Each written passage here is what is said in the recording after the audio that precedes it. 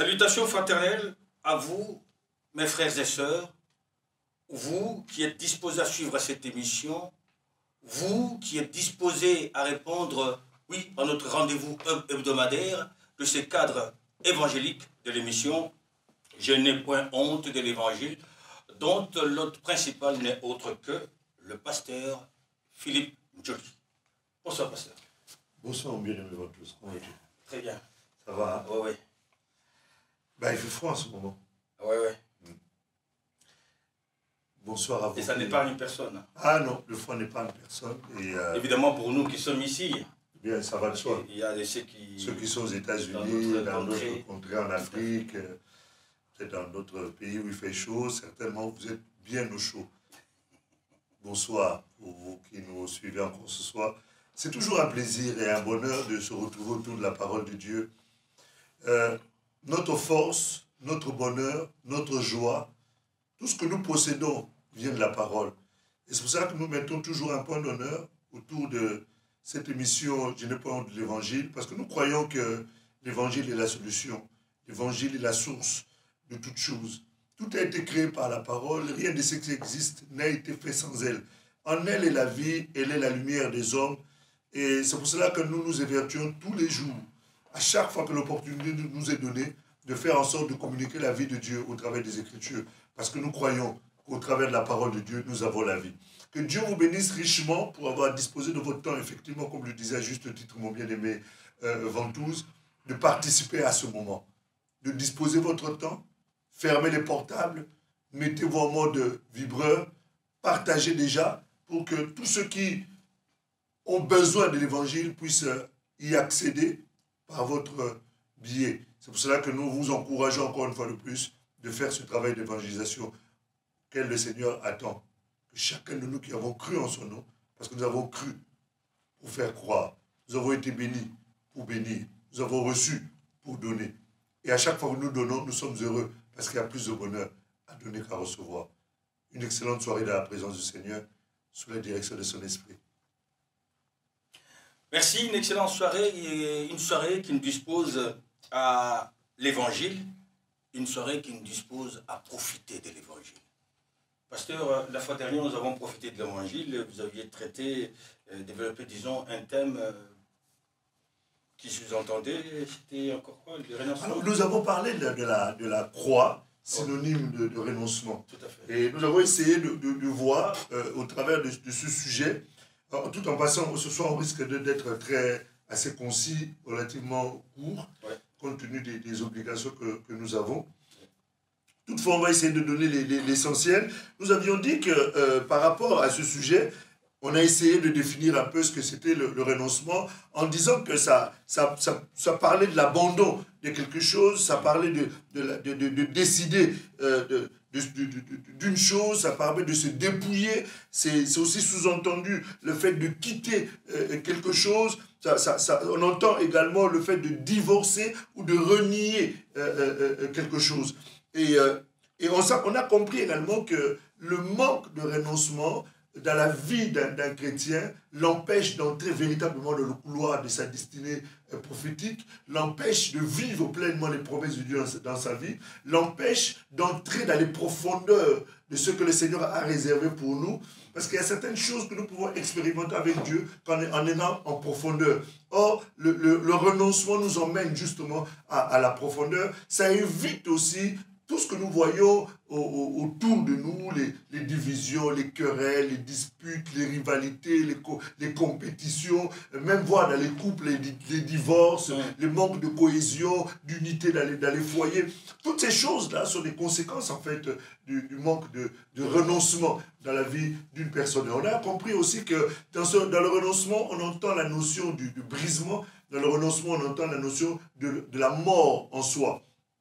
Et nous nous sommes basés sur le brisement, mort de soi, mort en soi, vous avez dit, c'est-à-dire brisement et la mort de sa nature. Absolument, de sa nature, effectivement, de sa nature adamique. Parce que nous descendons tous d'Adam, et cette nature adamique a besoin d'être crucifiée, a besoin d'être dépouillée, a besoin d'être détruite, de manière à ce que nous puissions laisser vivre le second Adam en nous, nous puissions manifester le Christ. C'est pour ça qu'on insiste sur ce sujet-là, parce qu'on peut parler de plusieurs formes de bénédiction, mais la bénédiction la meilleure, et c'est la relation avec Dieu, c'est la communion avec Dieu, c'est la présence de Dieu dans la vie d'une personne. C'est la raison pour laquelle on insiste sur la notion du renoncement, parce que le renoncement attire la faveur de Dieu. Le renoncement attire la présence de Dieu. Le renoncement permet le rayonnement de la présence de Dieu. C'est pour cela qu'on insiste là-dessus. On a parlé effectivement de la croix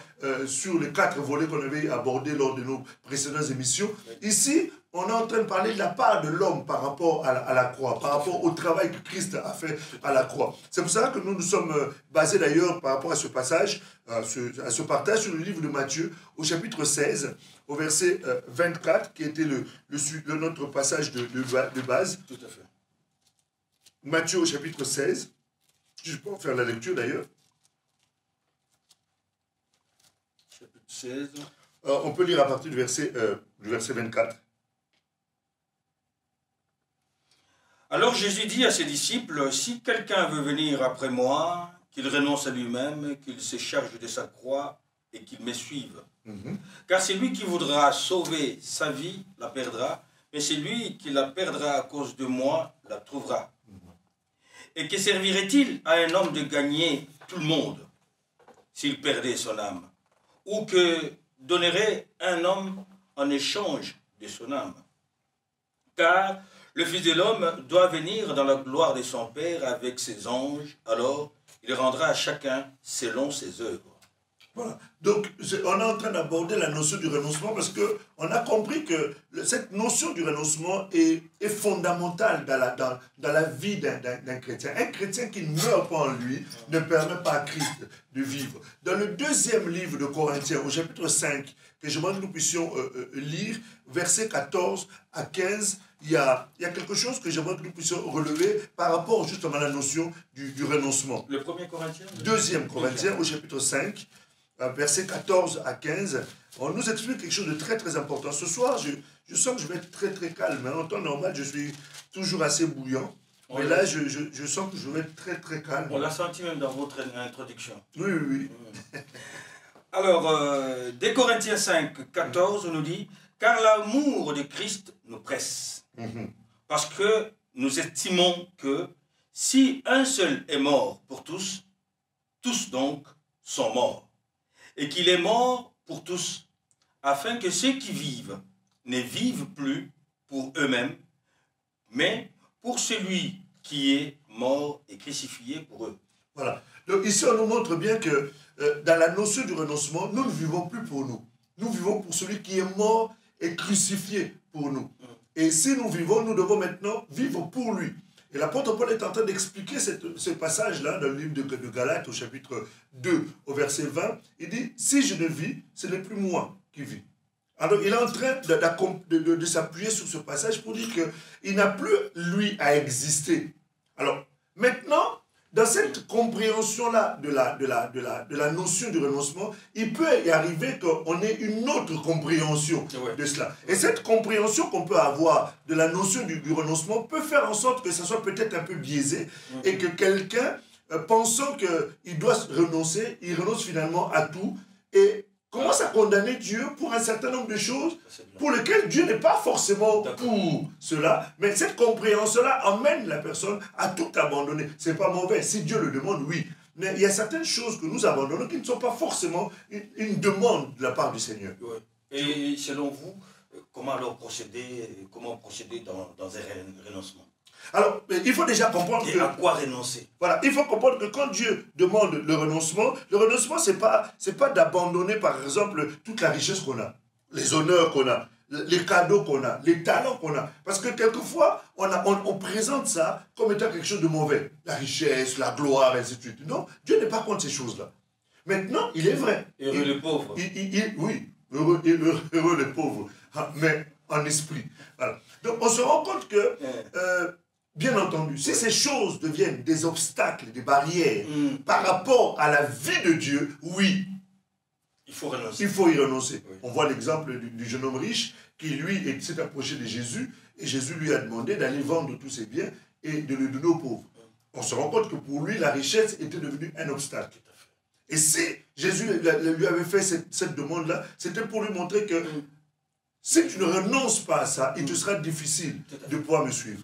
Maintenant, quelqu'un peut avoir des richesses, quelqu'un peut avoir des honneurs, quelqu'un peut avoir des talents, mais dès le moment où ça n'a pas de primauté par rapport à sa relation avec Dieu, par rapport à son obéissance à Dieu, on ne peut pas le faire renier cela. Par rapport même à sa vie chrétienne. Par rapport à ça va de soi, par rapport à son intimité, à sa relation, à sa vie avec Dieu.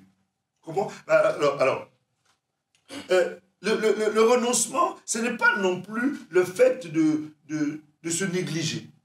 Parce qu'on se rend compte beaucoup que les gens, par moments, ont tendance à négliger leur apparence même physique. S'ignorer. Voilà, ils s'ignorent, ils négligent leur apparence et quand on leur parle, ils disent non, c'est parce que j'ai renoncé à ma vie. Alors, c'est pas mauvais si effectivement pour toi t'habiller devient un obstacle, quelque chose qui suscite en toi de l'orgueil et une certaine forme d'autre opinion de soi-même, effectivement. C'est le même cas que l'homme riche. Absolument. Dans ce cas-là, effectivement, il est important de renoncer même à l'habillement pour un temps, le temps d'être guéri, d'être délivré de cela, pour revenir par la suite. Mais le fait de s'habiller n'est pas en soi un obstacle. Et cette mauvaise compréhension... Dieu ne nous interdit pas de prendre soin de nous-mêmes. Ah, heureusement. Parce que ça fait partie de prendre soin de soi-même. Hein, bien sûr. Dieu nous a dit que celui qui détruit son temple, lui aussi le détruira. Et le fait de prendre soin du corps n'est pas contre les Écritures. Dans la Bible, Dieu nous demande de nous laver. Hein. Alors, on renonce alors. Voilà. Et le renoncement, ce n'est pas non plus le fait de négliger ses droits légitimes sur la terre. Tu vois, parce que nous avons des droits légitimes de travailler et ainsi de suite. Maintenant, si Dieu t'appelle à abandonner le travail pour le servir d'une manière exclusive, ça c'est autre chose. Mais on voit des gens aussi aujourd'hui qui abandonnent le travail au nom de Dieu et finalement deviennent des mendiants et des gens qui sont en train de quémander à gauche à droite. Au final, ce renoncement-là devient une source de déshonneur pour la gloire de Dieu, devient une source de murmures, de médisance, de calomnie à l'encontre du Seigneur parce que la personne aurait eu une autre compréhension de la notion du renoncement. C'est pour ça que je voulais juste recadrer un peu pour qu'on ne perde pas de vue ce que le Seigneur attend de nous. Maintenant, dans la notion du renoncement, il y a la notion de l'abstinence. Il y a la notion On s'abstient à quoi? On s'abstient à tout ce qui peut nuire à notre communion avec le Seigneur, à tout ce qui peut nuire à notre relation avec le Seigneur, à tout ce qui peut mettre un obstacle à l'intimité qu'on peut avoir avec Dieu. Et on doit s'abstenir de ces choses-là. Voire même, la Bible nous dit de s'abstenir même de la nourriture. C'est-à-dire que le fait de manger peut devenir un problème dans le cadre de sa relation avec le Seigneur. Par exemple, quelqu'un qui est dans une dimension de gloutonnerie, qui mange à une dimension exagérée, au point où même quand il est rassasié, il continue toujours à manger, voire même aller vomir pour continuer encore à manger. Une telle personne a besoin d'abstinence du repas. Oui. Parce qu'à un moment donné, ça devient un obstacle, parce que ça l'empêche d'être en relation intime avec Dieu, parce que ça l'emmène au péché. L'abstinence ne veut pas forcément dire s'en séparer définitivement. Non. Atténuer quand même. Absolument. Le rythme. Voilà. Absolument. C'est aussi c'est atténuer le rythme. Et si, voire même s'arrêter pendant un moment, pendant 2-3 jours s'il le faut, pour laisser l'Esprit de Dieu travailler notre esprit, notre corps, et nous emmener à un équilibre, même au niveau alimentaire. Laisser l'esprit. C'est-à-dire que c'est comme qui dirait, on se dispose à se remettre en question par rapport à ce qu'on est obligé de pouvoir énoncer. Absolument. Absolument. Parce qu'en fait, le renoncement, ce n'est pas le fruit c'est vrai que c'est la part de l'homme. Oui. Mais le renoncement n'est pas... ça ne vient pas comme ça. Non. En fait, il faut se dire que le renoncement n'est pas le fruit d'un instant T. Du jour au lendemain, bon... Le renoncement, c'est tout un processus jusqu'à ce que nous fermons les yeux. C'est tout le long de notre vie, nous renonçons à un certain nombre de choses au fur et à mesure. Et le renoncement, il doit forcément tenir à ce que Dieu attend de nous. Le renoncement, c'est tout ce qui Dieu attend de nous et tout ce que nous aussi nous savons qui peut faire un obstacle à ce que Dieu aimerait que nous puissions faire. Parce qu'il y a certaines choses auxquelles nous renonçons qui ne sont pas forcément des péchés. Il y a des choses qui sont des péchés. Mais on peut renoncer aussi aux choses qui ne sont pas forcément des péchés, mais qui, ces choses-là, me combattent malgré moi à être beaucoup plus disponible pour Dieu. Je prends un exemple. Quelqu'un qui aime le football, ce n'est pas un péché que d'aimer le football. Dieu n'est pas contre le football. Seulement quand le football devient quelque chose qui captive ton temps, qui devient chronophage par rapport à ta vie, qui te mange ton temps, à ce moment-là, ça peut devenir quelque chose qui peut être un obstacle. C'est-à-dire, je prends l'exemple de quelqu'un qui regarde la télé. Le fait de regarder la télé en soi, ce n'est pas un péché en soi. Seulement, quand on regarde la télé, d'une manière exagérée, on peut passer 4-5 heures du temps à regarder la télé, ce n'est pas un péché. Seulement, ça devient un obstacle. Parce que le temps que tu passes à la télé, ça peut être un temps que tu peux consacrer à autre chose. Ça ne veut pas dire qu'il faut que tu consacres constamment le temps à cela, mais il faut savoir aussi avoir des doses et des limites. Parce que ça peut devenir un obstacle. Est-ce que tu vois un peu? C'est que le renoncement ou l'abstinence, c'est vraiment dans ce sens qu'on doit l'entendre. Peut-il y avoir un renoncement qui n'a rien à voir avec la foi chrétienne? Le cas d'une personne qui atteint une maladie chronique et qui renonce, est-ce que cela peut être basculé? Qui renonce, c'est-à-dire? Qui renonce à des habitudes. Quelqu'un qui fume et qui a un problème des poumons et tout ça, qui renonce à la cigarette et tout ça. Ça n'a rien à voir avec Dieu. Justement, c'est pour faire la part des choses. Absolument. Par rapport au renoncement. Qu'on ne vienne pas nous dire qu'on a renoncé. Et le fait de renoncer fait de la personne un chrétien. On ne devient pas chrétien parce qu'on a fait des efforts. Nous sommes sauvés par la foi. C'est gratuit. C'est au moyen c'est par grâce. Donc, le fait que quelqu'un... Et les renoncements du chrétien, c'est une conséquence. Le renoncement du chrétien, c'est la manifestation de son amour à l'égard de celui qui l'a aimé le premier. C'est vraiment ça, c'est la manifestation de son amour. La Bible dit, parce qu'il m'a aimé le premier en retour, moi aussi je l'aime. Or, l'amour de Dieu consiste à garder ses commandements. La Bible dit, comment peut-on dire aimer Dieu et ne pas aimer son frère? Tu vois? Donc, c'est-à-dire, quand j'aime Dieu, je le manifeste au travers de mes actes quotidiens. Et c'est ça qui manifeste. Maintenant, effectivement, il y a des gens qui, en Inde, dans des pays un peu mystiques, qui ont la capacité d'abstinence sur des choses incroyables. Mais ce n'est pas ça qui fait de ces personnes-là des chrétiens. On est sauvés uniquement, exclusivement. Il n'y a pas d'autre condition que de passer par la personne de Jésus, en l'acceptant comme Seigneur et Sauveur. À celui qui croit dans son cœur, il confesse de sa bouche, le Seigneur Jésus sera sauvé. Donc on ne peut pas devenir chrétien parce qu'on s'est abstenu d'un certain nombre de choses. Dans ce cas-là, la Bible nous dit, cela viendrait de nous. Et on risque de s'enorgueillir d'ailleurs. De dire, ouais, si je suis sauvé après tout. Attends, tu es marrant toi. Tu sais tout ce que j'ai dû me priver pour être ici? Dieu ne doit rien à personne et il ne veut être redevable de personne. Et c'est pour cela qu'il est important de comprendre que tout ce que nous avons, c'est le fruit de sa grâce, c'est le fruit de son amour, manifesté à la croix de Golgotha. C'est pour ça que nous insistons sur la notion de la croix. Donc quand quelqu'un renonce, c'est une personne qui met tous ses intérêts de côté. C'est une personne qui, tout ce qui lui est agréable, tout ce qu'il peut faire, qui ne sont, je répète encore, qui peuvent ne pas être des péchés. Mais il se rend compte que par rapport à ce que je veux vivre avec Dieu, par rapport à la profondeur que je veux atteindre avec Dieu, ça m'empêche. Alors, il met toutes ces choses-là de côté pour pouvoir consacrer son temps à Dieu. Donc, le renoncement, c'est vraiment quelque chose de très, très important dans notre vie. Regarde, l'apôtre Paul est en train de dire ceci. Il dit, c'était des droits pour lui que de recevoir de la part des chrétiens un certain nombre de biens matériels. Mais il a renoncé à cela, bien que c'était un droit, pourvu que l'évangile ne soit pas diminué dans son efficacité.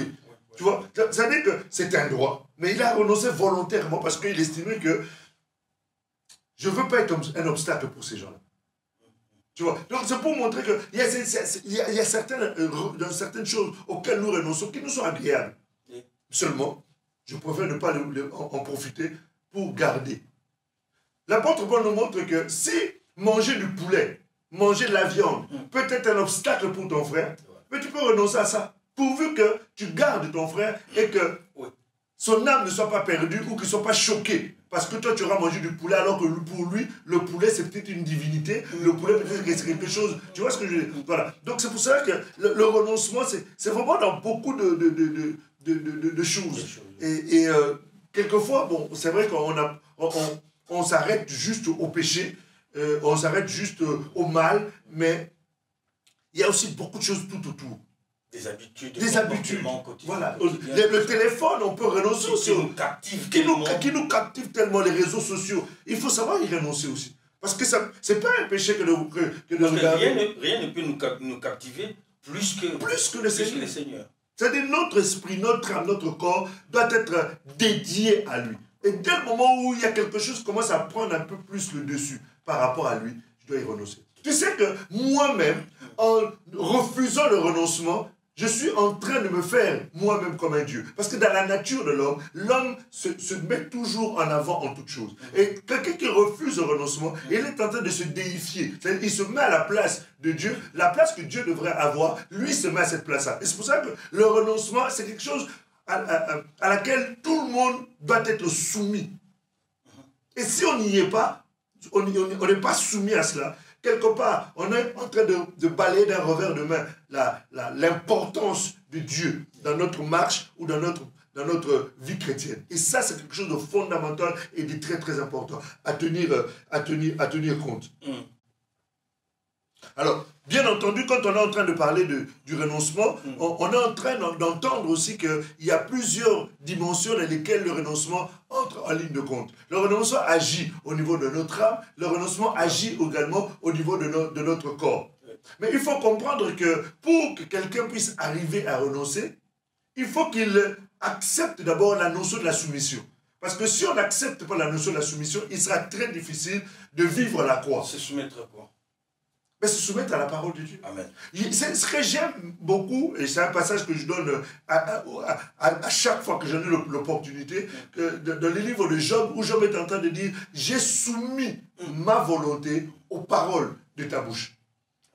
Tu vois, j'ai soumis ma volonté. C'est-à-dire que la soumission ne peut être que l'objet d'une décision personnelle. Voilà. Il arrive que le Seigneur, à cause du fait que nous ne nous soumettons pas, nous mette des obstacles, des barrières, des murs, nous mette des situations qui fassent que nous soyons obligés de nous soumettre. Mais il est mieux de faire comme Jésus. Jésus s'est soumis, il s'est dépouillé sans... C'est ce que nous avions vu d'ailleurs la dernière fois. Il s'est dépouillé, s'est soumis sans que quelqu'un le contraigne. Voilà. Sans que quelqu'un le contraigne. Dans le livre d'Hébreux au chapitre 5, Hébreux au chapitre 5, c'est un passage que nous avions lu, je crois, me semble-t-il, il y a quelque temps, où on est en train de parler justement de Jésus. À partir au verset 6, Hébreux chapitre 5. Hébreux chapitre 5, on est en train de nous montrer l'importance de l'obéissance ou de la soumission. Parce que c'est quelque chose de vraiment d'incontournable et de fondamental dans la notion du renoncement. Comme il dit encore ailleurs, tu es sacrificateur pour toujours, selon l'ordre de Melchisédek. On continue jusqu'au verset 8. C'est lui qui, dans les jours de sa chair, ayant présenté avec des grands cris et avec des larmes de prière et des supplications à celui qui pouvait les sauver de la mort, et ayant été exaucé à cause de sa piété, a appris, bien qu'il fût fils, l'obéissance par les choses qu'il a souffertes, et qui, après avoir été élevé à la perfection, est devenu pour tous ceux qui lui obéissent, l'auteur d'un salut éternel. Tu vois, ici, on est en train de montrer que Jésus est le modèle, par excellence. Et en tant que modèle par excellence, Jésus s'est volontairement soumis. Il s'est soumis jusqu'à une certaine obéissance. Et bien qu'il fût fils. C'est-à-dire qu'on est en train de montrer que le fait d'être fils ne nous exclut pas, ne nous dispense pas de la notion de la soumission et de la notion du renoncement. Au contraire, parce que nous sommes fils, nous devons lui être soumis. Parce que nous sommes fils, nous devons lui manifester de l'obéissance. Et sans cette notion-là de la soumission, il est difficile de vivre le renoncement. L'obéissance et la soumission, ça tient à la volonté personnelle. Ça tient à la volonté de l'homme. C'est pour cela qu'on a dit que Job dit j'ai. Oui. J'ai soumis. C'est-à-dire, j'ai accepté de me mettre. Voilà, c'est moi qui ai décidé. Et dans le livre de Philippiens, chapitre 2, à partir du verset 5 jusqu'au verset 8, on nous dit il sait dépouiller lui-même. C'est-à-dire, on nous montre toujours la volonté de l'homme qui entre en ligne d'action pour montrer à Dieu que désormais, j'accepte de ne plus me conduire moi-même, mais je soumets cette volonté-là qui hier me donnait la possibilité de décider de ce que je voulais faire, quand je voulais faire, où je voulais faire. Maintenant, je ne veux plus faire comme moi je le veux, je veux faire comme toi tu le décides. C'est pour ça que dans le deuxième livre de Corinthiens, chapitre 5, au verset 14 à 15, que nous avons lu tout à l'heure, on a dit, tu ne vis plus pour toi-même, mais tu vis pour celui qui est mort et ressuscité pour toi. Donc, c'est pour ça qu'il est important. Dans le cadre de la notion du renoncement ou de la croix symbole du renoncement, il est important de comprendre que personne ne viendra te forcer. Personne ne viendra te bousculer pour que tu renonces. Maintenant, le fait d'être désobéissant, le fait d'être endurci, ça va obliger Dieu à mettre un certain nombre d'événements, un certain nombre de circonstances, faire concourir cela pour t'emmener dans une situation où tu ne peux aller ni devant, ni reculer, ni à gauche, ni à droite, ni en haut, ni en bas, et que tu sois obligé de dépendre de Dieu. Et ces situations-là vont t'emmener à un certain brisement, à une certaine obéissance malgré toi. Et c'est comme ça que tu vas finalement commencer à renoncer à un certain nombre de choses qui, autour de toi, faisaient que tu n'arrivais pas à aller dans la profondeur ou entrer dans le couloir de ta destinée et vivre réellement les promesses de Dieu, les expérimenter au quotidien. Parce que c'est ça, c'est là le désir du Seigneur à ton égard. Cet autre aspect d'obéissance, c'est une obéissance par obligation. Oui, c'est une obéissance par obligation. Elle est différente de celui qui obéit sans obligation. Elle est différente parce que, mais le résultat sera le même. Hein. C'est que la seule différence, c'est que celui qui obéit sans être contraint est épargné d'un certain nombre de souffrances. Voilà. Il s'épargne des souffrances inutiles.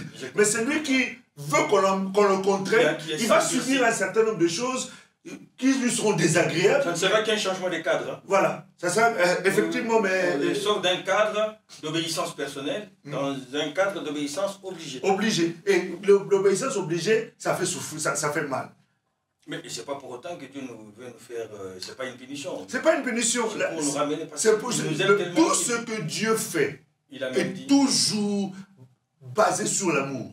D'abord, deuxièmement, tout ce que Dieu fait, même si a priori ça semble mauvais, c'est toujours à notre avantage. Tout concourt à ces... Absolument. Amen. Tout. Tout ce que Dieu fait a un objectif et le seul, de nous emmener à être encore beaucoup plus proche de lui et bénéficier du meilleur de ce qu'il peut avoir pour nous. Donc c'est pour ça que, comprenant ces choses-là, autant se donner, autant s'investir. Maintenant, le problème qui se pose, c'est que la chair est aidant. La chair aime aussi beaucoup de choses qui lui font plaisir, qui lui sont agréables, et fait que à chaque fois que nous voulons renoncer, la chair demande encore. Et c'est là où il y a le combat. D'ailleurs, le livre de Galates nous le dit, afin que tu ne puisses jamais faire ce que tu voudrais faire. Tu vois. Mais dans l'histoire, nous avons compris que la chair ne sert de rien. C'est l'esprit qui vivifie. Par votre conséquence, je dois tout faire pour permettre à l'esprit de Dieu d'avoir le maximum d'espace pour régner dans ma vie. Oui, pasteur, vous avez dit qu'on n'avait pas assez de temps et que vous étiez proposé de pouvoir insister sur cet aspect des renoncements parce que vous avez trouvé qu'il y avait certains points qu'il fallait clarifier. Est-ce que vous avez trois autres points qu'il faudra clarifier avant de pouvoir terminer cette émission? Non, en fait, deux, trois points sur lesquels il faut comprendre que la notion du renoncement, selon ce que... On va d'ailleurs lire un passage des Écritures.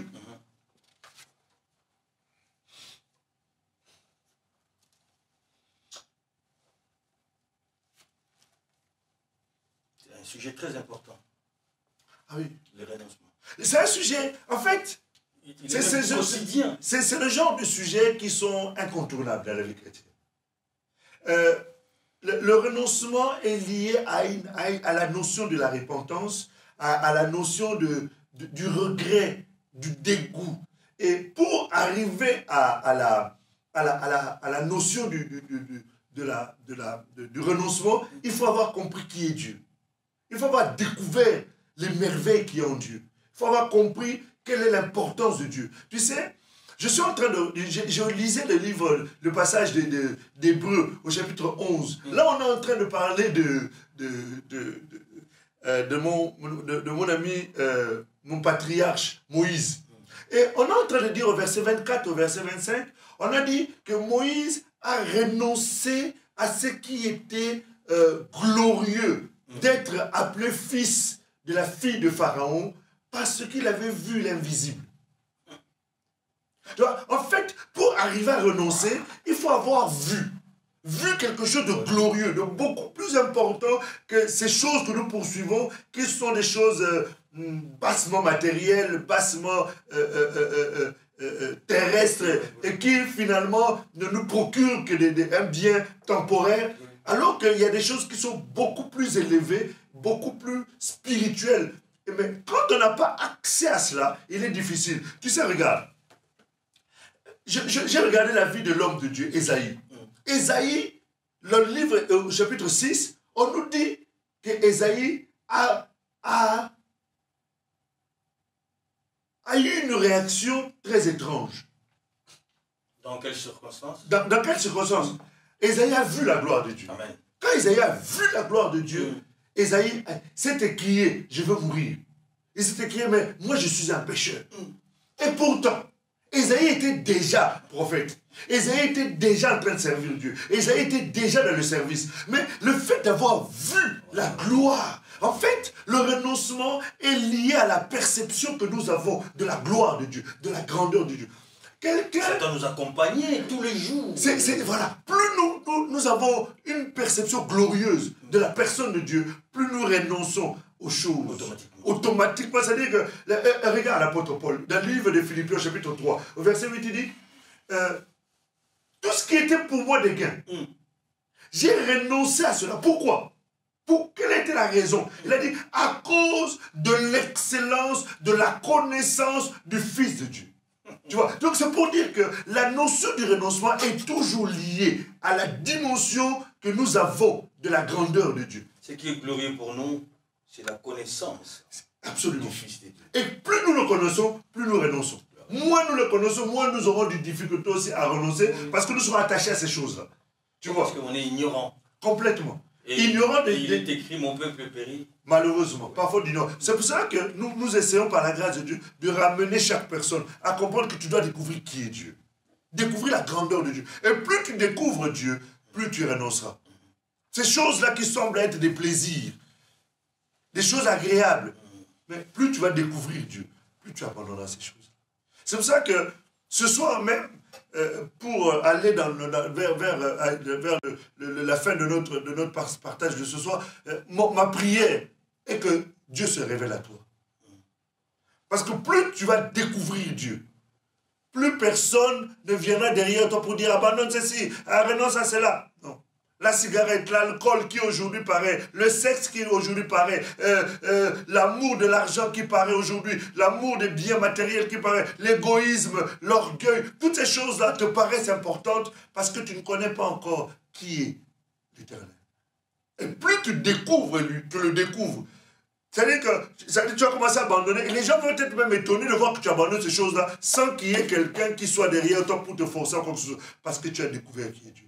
C'est pour ça ma prière ce soir est que tu découvres qui est le Seigneur. Ma prière ce soir est que le Seigneur oigne tes yeux d'un collier afin que tu puisses voir. C'est ça le problème de l'église de Laodicée. L'église de Laodicée est en train de périr parce que l'église de Laodicée a l'impression de posséder, de connaître, d'avoir.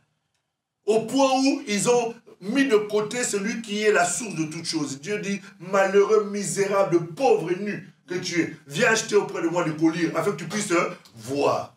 C'est-à-dire, plus tu vois Dieu, plus tu vois sa grandeur, plus tu vas te dépouiller de ces choses qui paraissent pour toi comme étant de la gloire, de fréquenter les grandes personnes. C'est bien. Mais si cela procure de l'orgueil dans ta vie, ça t'éloigne de Dieu. Il y a la meilleure personne à fréquenter, c'est le Seigneur Jésus.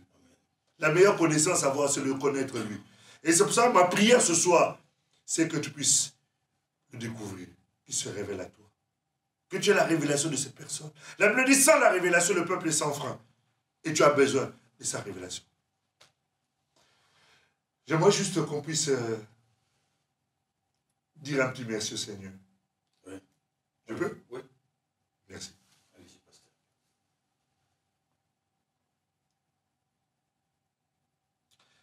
Ma prière ce soir pour toi est que le Dieu de la révélation se manifeste à toi.